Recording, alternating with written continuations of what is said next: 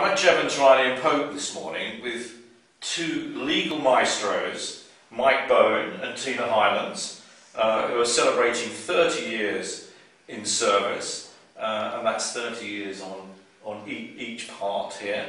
And they're both senior chartered legal executives. Mike is on head of residential sales. Tina is a family lawyer. Yeah, that's right. So congratulations to you both for achieving your milestones. Did you ever think that would happen? I'll ask you first, Mike. I suppose you always think it will happen eventually, but I never really sort of set out with a major plan as to where I'd be in so many years' time. Are you still as happy now as you were when you first started? It's not as much fun as it used to be, Isn't it? Partly because we probably do at least 3 times as many transactions as we used to do, and partly because lenders' requirements are a lot tougher, which means we have to be a lot stricter with clients, whereas before we could use discretion.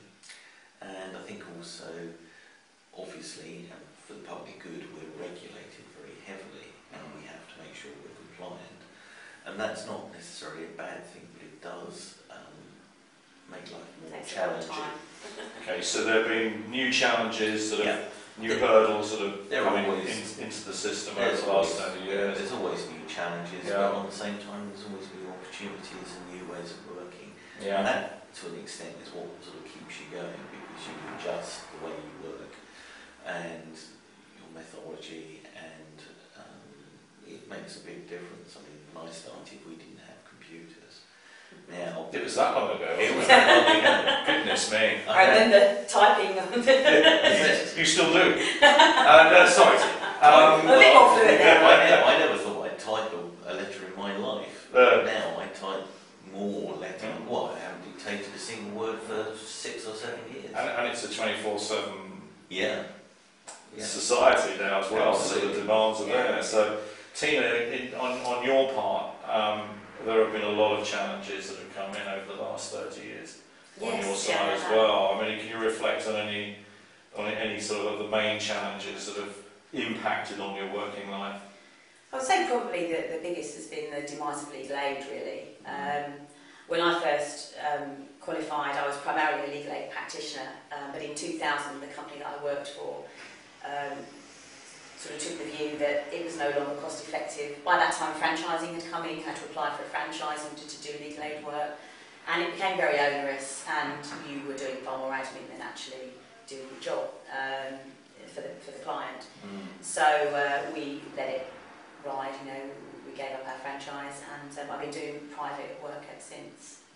So, And do you still get that same feeling of satisfaction once you've achieved the client's expectation? No, absolutely. I mean, that's why I was attracted to this job, is because I really like dealing with people and the interaction that I get. It's, I mean, it started, I actually entered the law in 1980 as a legal secretary, and my boss was often out of court. He was a criminal practitioner, he was out of court, so I had a lot of client contact, and it's that sort of prompted me to then go on and qualify as a legal exec, because I really enjoyed that, and it's really what keeps me going with my clients. It's very satisfying from that point of view. So from an early point in your career, you were given quite a lot of empowerment. Yes, maybe you were as well, yeah. which I mean is important, isn't it? I think Definitely. in this modern world, I think that the quicker you can empower people at an early stage in their career, give them responsibility. I think that's got to be the way. Monitor them and with the correct level of management. Absolutely. But I mean, must be a way forward. I mean, I've trained with several trainee solicitors and legal execs over the years. 2 of them are partners in other firms, and it's the one thing that gives me, well, it's not the one thing, it is an aspect of what I do that gives me a great deal of satisfaction, is seeing younger people develop and progress and become successful. I know we train people here, and that's a great thing to do. I think that Parker Cresswell are very good at that, actually. I think that they give people empowerment, feeling as a to support progress your staff. career, then they'll back you. Yeah, Absolutely. and it's very important for mentoring and leadership and company growth to give people those responsibilities. Yeah. Let them make a few mistakes, but as long as They'll they're never aware. make them again. Well, then maybe We not, do but as long as now they and then, didn't we? We all learn from experience, and Yeah. experience is sometimes mistakes. Sometimes it's recognising a mistake before it happens, which is the preferable outcome. Absolutely. But normally, people learn from things, and you've got to be there and be supportive and help them to deal with any issues, and then learn from them, and also put in place procedures to prevent issues arising again. It's one of the things that I've done over years is develop case management systems which deal with compliance, risk, and deal with problems that have arisen across firms I've worked for. And putting those safeguards in place means that we're much better and able to deal with things properly. And we're getting to that stage where we're putting one in here, which will make life a lot easier for people and better for clients and consumers. Well, that's the whole point, isn't it? Better for clients, Yeah. and improving on client satisfaction wherever you can. That's the way forward in this online digital world. Well, Where, that's right. Yeah. I think we get an awful lot of recommendation. I mean, Yeah. we do get a lot of return business, don't we? I mean, I had somebody yesterday. always very encouraging. He tracked me down from 12 years ago. There you are. Yeah. Which is a bit of a There you worry. but it's good. Well, As you say, it's a digital world, but you've still got to provide a personal service That's right. within that digital world. Yeah. To be honest, I spend less time on the phone than I used to because we deal more with email. And sometimes I sort of regret that in a sense.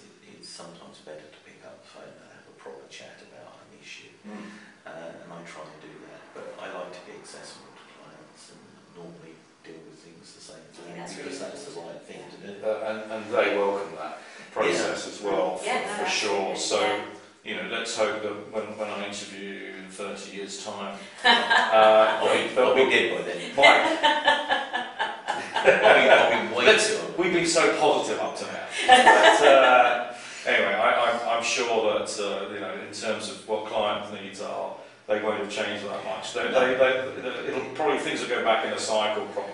The method of delivery will change, but what they actually need and want won't change, and that I think is the mistake that some firms make because they concentrate on the delivery as opposed to the actual personal contact and availability and dealing with people as people and trying to explain things in English as opposed to legal language. Yes. leave out the Latin nowadays, don't we? Do you? We used to throw in. Have you still got the quill pen that you started off with? No. Well, I haven't. But talking about repeat business, I have had a client actually who I've divorced twice, and she's on her third marriage at the moment. So I'm just kind of wondering if she might track me down. Yeah.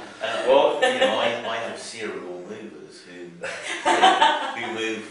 I think the average is once every 7 years, and I have clients who Generations. once every 3 years. As you say, you're quite right. What's really depressing is when they phone up and say, "Can you act for my son?" Yeah. Or even worse, my grandson. Yeah. And Makes you've you realise known- how long you've been around. That is a bit depressing.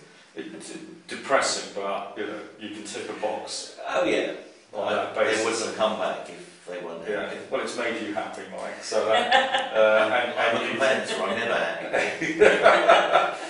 Well, you both seem very happy to me. So congratulations Thank you. on reaching Thank you. that milestone, and pleasure to talk to you. Thank you. And I think good luck for the future. Thank you. Thank you very much indeed. Thank you.